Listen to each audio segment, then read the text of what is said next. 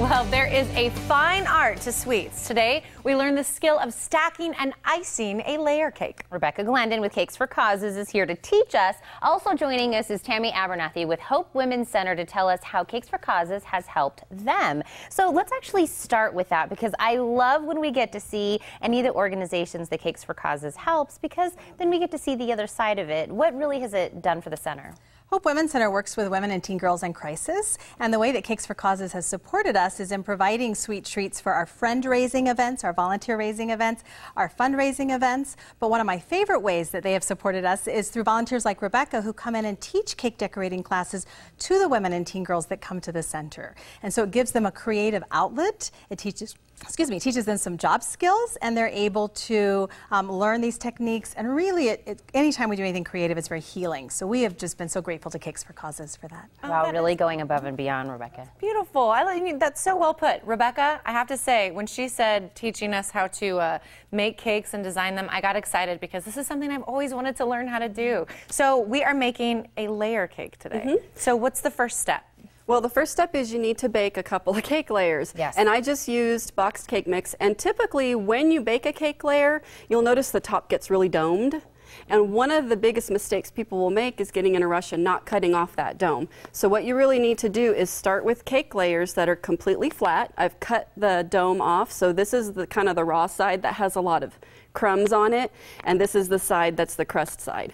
So in order to get started, I'm going to take one of my layers, and I have on my board here just cake boards.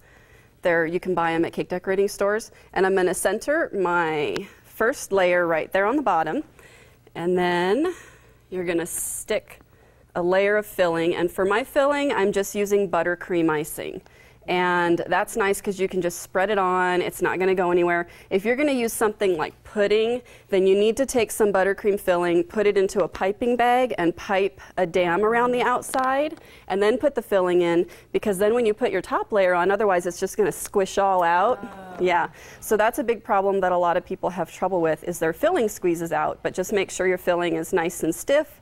Usually if it's very cold, that's a good idea too. So once I get that first layer covered, then I'm going to take my second layer and I'm going to put the cut side down. Okay, cut side down. Okay? Because the crust side of your cake is going to be the side with the fewer crumbs. Okay. So you're not going to churn crumbs up into the icing when you're trying to ice it. So if you look at your cakes, you'll notice that they already have a layer of icing on them. That's called a crumb coat.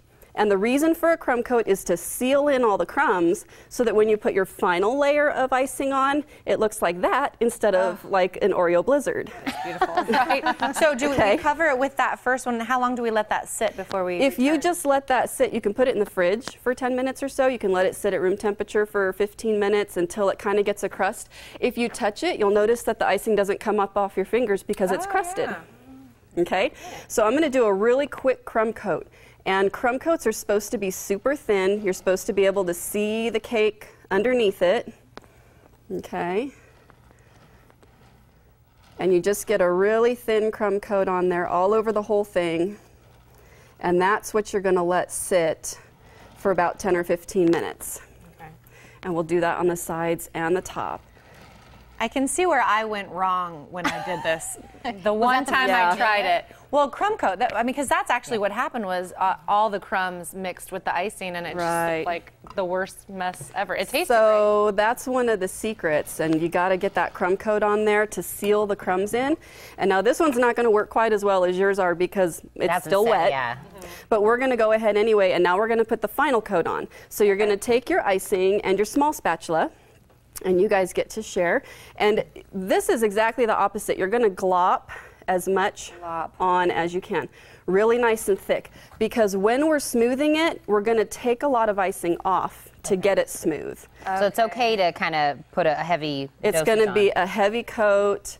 It's not going to be smooth and pretty. This is just getting the icing on the cake. And now while we're doing, something to work with. We're doing some glopping, Rebecca, while we're doing this. I know you guys are also doing a fundraiser with Mama's Hawaiian Barbecue, which, by the way, I eat there like 3 times a week. Do you? So perfect, right. And a lot of people do eat there a lot. And the nice thing is that our fundraiser is on Wednesday the 23rd of this month.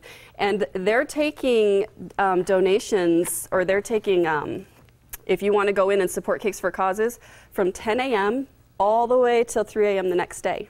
Oh, okay. So all of those midnight munchy students over there on campus, They'll well, like Yeah. I said, I eat there several times a week, so I'm sure some of my eating will help you guys out. And you guys are going to continue to make these cakes, and we'll take a look at them a little bit later. Ladies, thank you so much for coming today. Thank you very much. thank you. And also, let's add this in. Your kids are invited to join Cakes for Causes Monthly Kids Club this month. It's on September 27th. And to register, log on to cakesforcauses.org.